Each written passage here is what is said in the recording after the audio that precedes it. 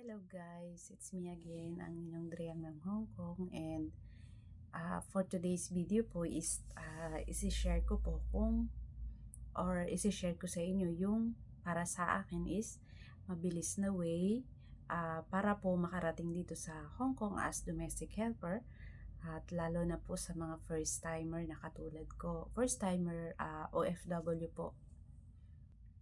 Bilang isang first timer po is nasubukan ko na po yung mag-apply mag-walk-in po sa agency po dyan sa Manila. And medyo nainip po ako, medyo na-disappoint din ako at ano po sa kanila, medical first, bago ka isa lang po sa broker's interview. Meaning po, apply ka pa lang is magbibitaw ka na kagad ng pera. Wala ka pang sure na employer is magbibitaw ka na ng pera. Pero hindi ko po alam dun sa ibang agency po. Hindi naman po lahat. Isang agency lang po yung nasubukan ko na ganun po. And yun na nga po, para po sa akin, mas mabilis po kapag direct po dito sa agency sa Hong Kong or mag-direct po kayo mismo sa employer. Pwede po kayong i-direct hire ni employer. Kung halimbawa po, meron po kayong mga kamag-anak or friends po dito sa Hong Kong, pwede po kayo makiusap sa kanila na kung may kilala sila na employer na naghahanap po ng helper, pwedeng i-recommend po kayo. Basta po, lagi lang naka-ready ang inyong WhatsApp. And that way po is pag na-interview kayo at nagustuhan po kayo, is i-hire po kayo kagad bago kayo magbibitaw ng pera, and less gastos po kapag ganun. And wag po matakot kasi hindi po ibig sabihin na direct hire is walang agency. Wala pong nakakaalis ng Pilipinas, lalo na sa mga first time, kung hindi po dadaan ng agency dyan sa Pilipinas.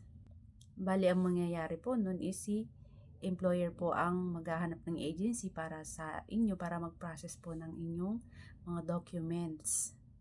And pwede rin po kayo makahanap ng direct employer through apps po, katulad po ng Helper Place, Helper Library, at saka po yung direct hire apps.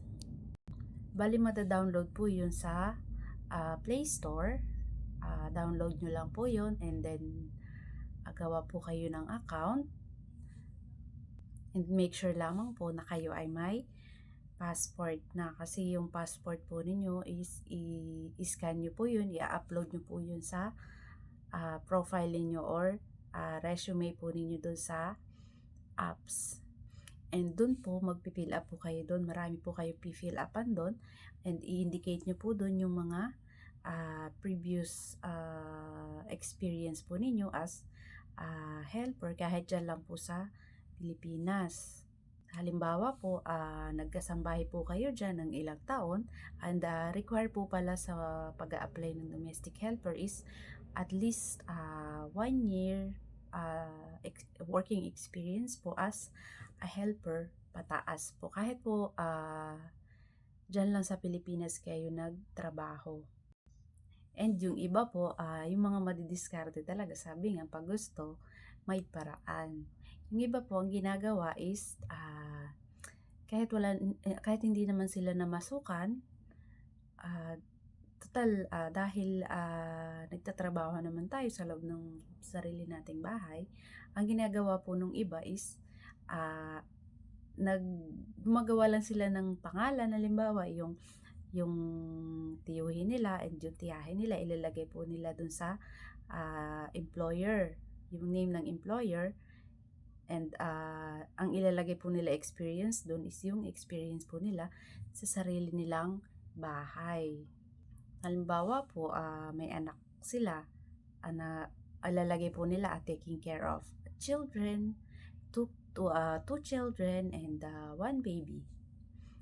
And doing the laundry 2 times a week or every day, cleaning the house every day, and cooking Filipino dish, yun po, pwede po yun.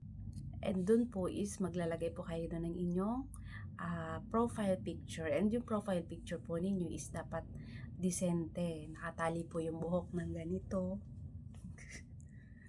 Kailangan labas yung tenga, parang ganun. Tapos, yung damit po natin is medyo decente din. Bawal po yung spaghetti strap kasi mga amo po dito is mga conservative.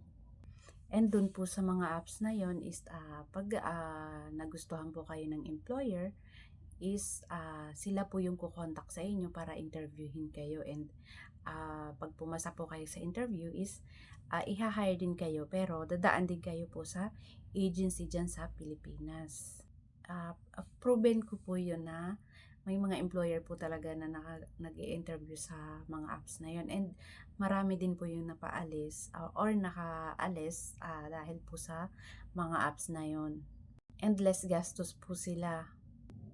And second po is yung direct apply po dito sa agency po dito sa Hong Kong.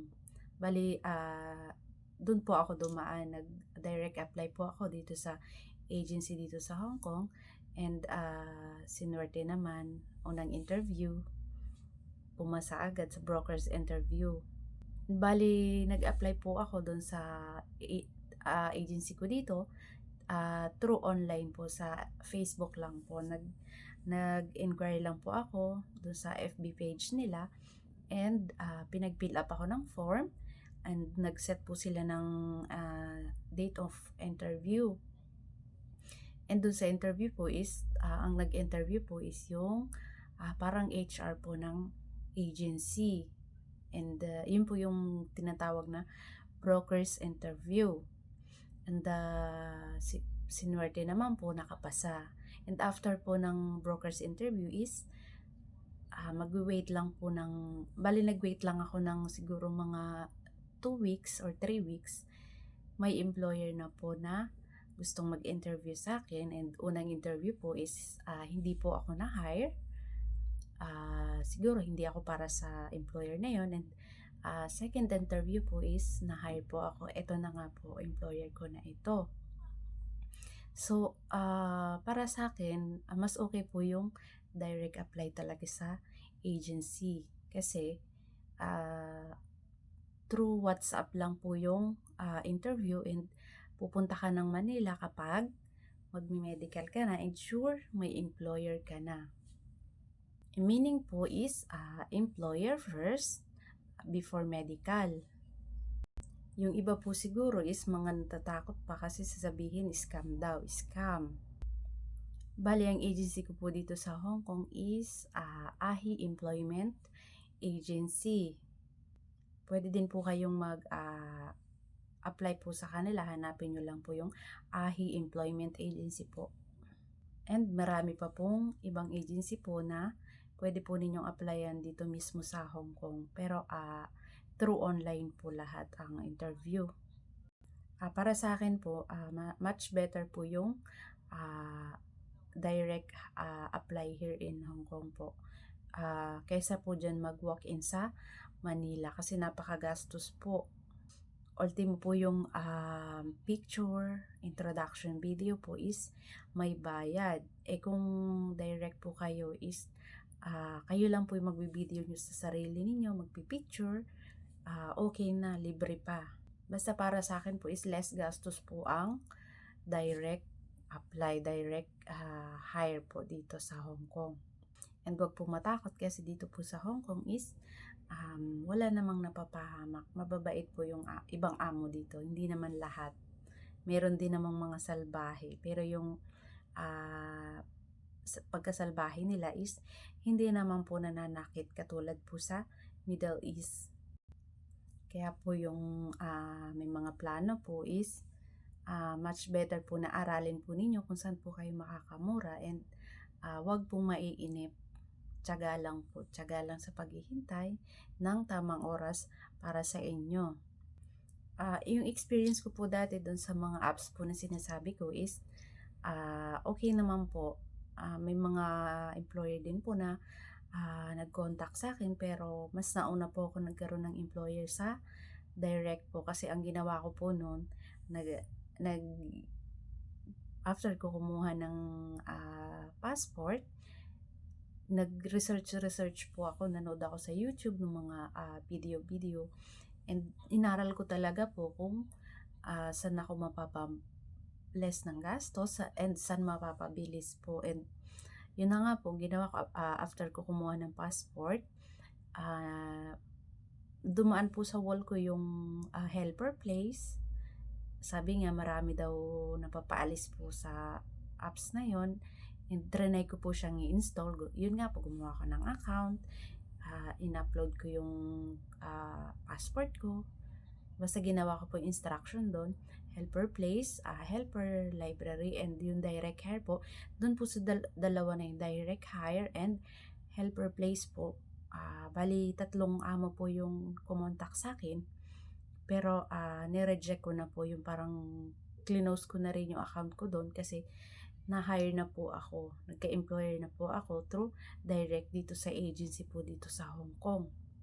So, yung iba po, 2 days after nilang gumawa ng account po sa helper place is naha-hire na sila, na-i-interview na sila.